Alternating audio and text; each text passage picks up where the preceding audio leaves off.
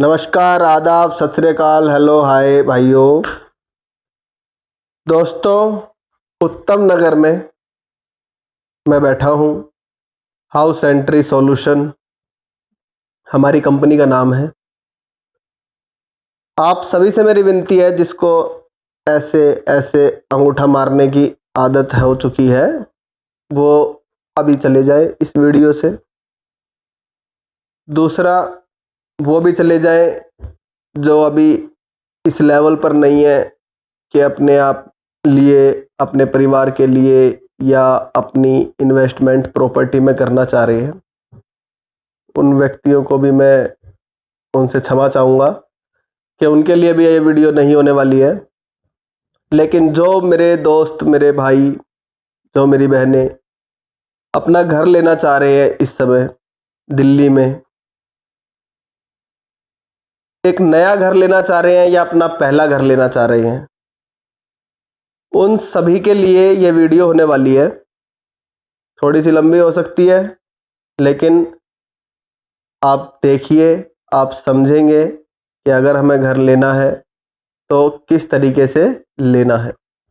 बाद में मैं जल्दी से, हमारी वीडियो आती रहती हैं, फ्लैट तो हम आपको दिखाते ही रहते हैं।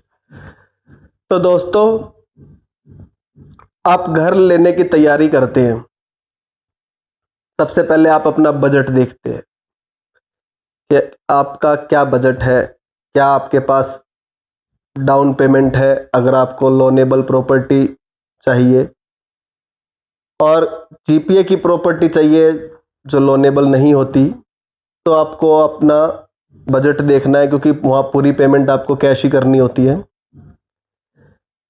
तो पूरी पेमेंट वहाँ तो कैश करनी है, वहाँ की तो मैं बात ही नहीं करूँगा। जहाँ पर भी जीपीए की प्रॉपर्टी है, आप बना हुआ मकान खरीद रहे हैं या अपने लिए प्लॉट खरीद रहे हैं, बट आप लोनेबल प्रॉपर्टी खरीद रहे हैं और उसमें भी लैंड खरीद रहे हैं दिल्ली में कहीं, या फ्लैट खरीद रहे हैं, अगर आपको अफोर्डेबल चाहिए, आपका बजट टाइट है, तो आप ऐसी जगहों पर नहीं खरीद सकते जहां डीडीए ने किसी समय में फार्मर से लैंड एक्वायर की है और वहां बिल्कुल गवर्नमेंट ने प्लान पार्क निकालकर, चौड़ी सड़कें बनाकर जो वहां की लैंड या वहां के अपार्टमेंट बनाने की शुरुआत करी, जिसमें पूरी इन्वॉल्वमेंट है गवर्नमेंट की। क्योंकि दिल्ली शहर में डीडीए के अंडर जो एरिया है, वो प्राइस उस इलाके का काफ़ी हाई हो चुका है। तो जिनके बजट में वहाँ की प्रॉपर्टी नहीं आ रही है, वहाँ की लैंड नहीं आ रही है या वहाँ के फ्लैट्स नहीं आ रहे हैं, तो वो एमसीडी से अप्रूव्ड जो प्रोजेक्ट होते हैं, वहाँ अपना फ्लैट परचेज करने के बारे में सोचते हैं। अफोर्डेबिलिटी होती है। हमारा उत्तम नगर दिल्ली का 110059 भी ऐसा ही एरिया है, जहाँ डीडीए ने फार्मर से एक्वायर नहीं किया यहाँ का लैंड, बल्कि यहाँ के जो फार्मर्स थे इसी समय में उन्होंने अपनी यहाँ पर कटिंग की, अपने हिसाब से रोड निकाले, जो कि जो गवर्नमेंट प्लान करती है उसके मुकाबले थोड़े छोटे हैं।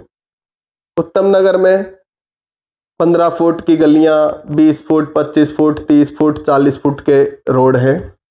इससे ज़्यादा बड़े रोड है नहीं। कुछ ऐसे रोड हैं 55 फुट, 60 फुट, लेकिन वो भी ऐसे रोड नहीं है कि जिन पे दोनों तरफ से लेफ्ट और राइट जो ट्रांसपोर्टेशन है वो गुजर सके। ऐसा केवल या तो उत्तम नगर के चारों तरफ के, जो अपना मैंने पिन कोड बताया 110059, इसके चारों तरफ हैं इस तरह के रोड, या फिर अपनी जो ब्लू लाइन मेट्रो नजफगढ़ से इंद्रलोक वाला जो रोड है, जिस पे ब्लू लाइन मेट्रो चल रही है, जिस पे उत्तम नगर के, उत्तम नगर ईस्ट, वेस्ट, नवादा और द्वारका मोड़, ये चारों मेट्रो स्टेशन पड़ते हैं। सिर्फ वो रोड है जहाँ पर ट्रैफिक लेफ्ट राइट वे में गुजर रहा है। बाकी रोड मैंने बताया आपको 20, 30, 40, 50, 60 फुट के हैं।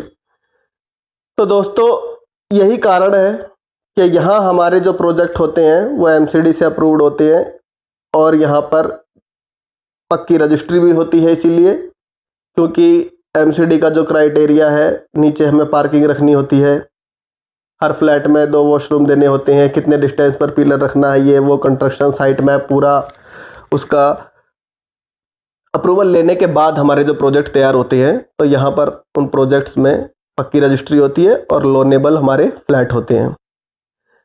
अब जैसे मैं जिस फ्लैट में बैठा हूँ, यह 3 BHK फ्लैट है, और इस पूरी रेजिडेंसी, इस पूरी सोसाइटी की बात करूँ, इस पूरे अपार्टमेंट की बात करूँ, तो इसमें 48 फ्लैट हैं 3 BHK, 8 फ्लैट हैं 2 BHK और 8 फ्लैट हैं 4 BHK। अभी मैं 3 BHK में बैठा हूँ, दिखाता रहता हूँ आपको साथ के साथ ये फ्लैट भी। और मैं आपको यह भी बताना चाहता हूँ कि इस तरह की सोसाइटी जहाँ पे मैं हूँ अभी, 21,000 स्क्वायर फुट में ये सोसाइटी बनी हुई है। और दोस्तों, एक फ्लैट बचा हुआ है सिर्फ इसमें 2 BHK, टॉप फ्लोर पर केवल एक फ्लैट बचा हुआ है। आप कमेंट करेंगे तो मैं उसकी वीडियो भी बना दूंगा, क्योंकि एक ही बचा है। तो दोस्तों, अगर आप इस सोसाइटी में, जहां मैं बता रहा हूं इतने सारे फ्लैट बने हुए हैं इस एक अपार्टमेंट में, ऊपर इतनी बड़ी टेरिस पर हमने गार्डन बना रखा है, बच्चों के लिए तरह तरह की वहां पर जिम वगैरह के इक्विपमेंट भी रख रखे हैं, सब कुछ रख रखे हैं, मैं सब दिखाऊंगा आपको। लेकिन दोस्तों, आप यह समझो कि आप अगर उत्तम नगर में फ्लैट खरीदना चाह रहे हैं तो कुछ चीजों का आपको ध्यान रखना होगा।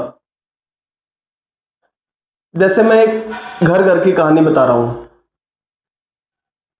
एक, आप लोग जब हमारे पास आते हैं कि आपकी वीडियो देखी है हमने, आपके फ्लैट देखे हैं, या कहीं से हमारा ऐड देखा है, या किसी जानकार ने बताया है, उन्होंने आपसे लिया था, जिस भी तरीके से आप हम तक पहुंचते हैं, उसके बाद आपके ना कुछ रिक्वायरमेंट होती है।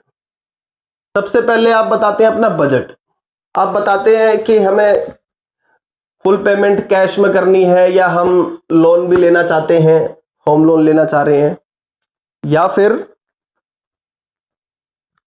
कैश में लेना चाह रहे हैं, होम लोन लेना चाह रहे हैं, नहीं लेना चाह रहे हैं। लोन लेना चाह रहे हैं तो हम डाउन पेमेंट कितनी कर सकते हैं, हम मंथली इंस्टॉलमेंट क्या निकाल सकते हैं अगर लोन लेते हैं तो।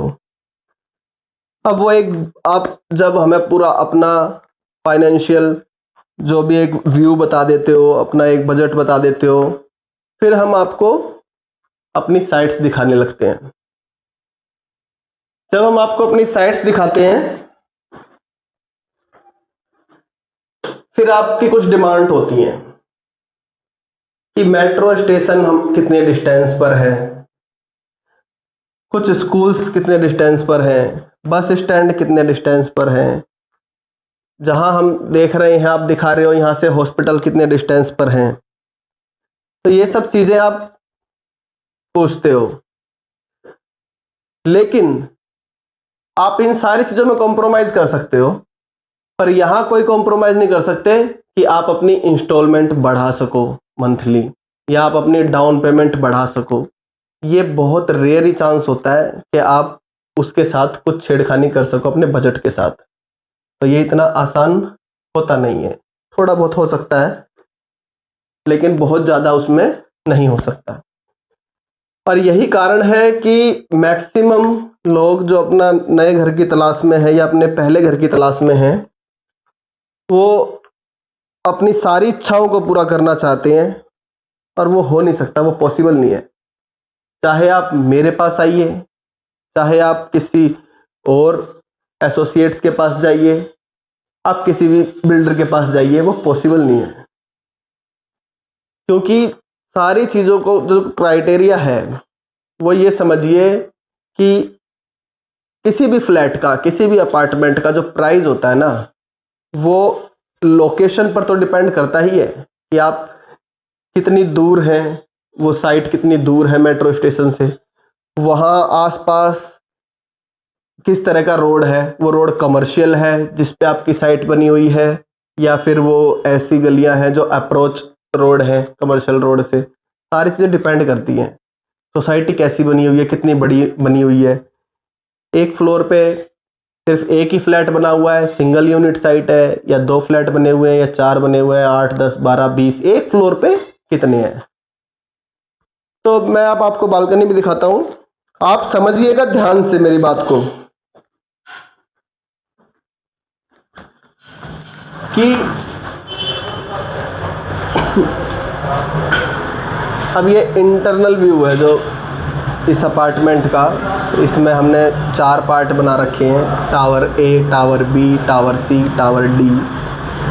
तो ये जो फ्लैट जिसमें मैं हूँ अभी, ये टावर ए में है, बैक साइड का फ्लैट है, इसलिए आपको ये व्यू दिखाई दे रहा है। टावर बी के फ्लैट्स दिखाई दे रहे हैं आपको, इसके नेक्स्ट साइड में टावर सी है, फिर टावर डी है। तो दोस्तों 3 BHK अभी अवेलेबल हैं इसमें काफ़ी फ्लैट। 2 BHK और 4 BHK इसमें कम बनाए थे। हमारी दूसरी साइट है, वहाँ हमारे पास 2 BHK बहुत ज़्यादा हैं। तो ये आपके उत्तम नगर में जो साइट पे मैं हूँ, इसकी जानकारी पूरी लेने के लिए, इसके प्राइस के बारे में जानने के लिए दिए गए नंबरों पर हमारी टीम से संपर्क करो। और हाँ, वीडियो चाहिए तो एक फ्लैट बचा हुआ है 2 BHK, कमेंट कीजिए, मैं आपको दिखाता हूँ हमारे इस अपार्टमेंट में 2 BHK कैसा होगा। धन्यवाद दोस्तों, मेरी बातों का ध्यान रखना और जल्द से जल्द संपर्क करिए हमसे, अपने सपनों का घर बनाइए और हमारे दिए गए नंबरों पर अपॉइंटमेंट बुक करिए, विजिट कीजिए। धन्यवाद।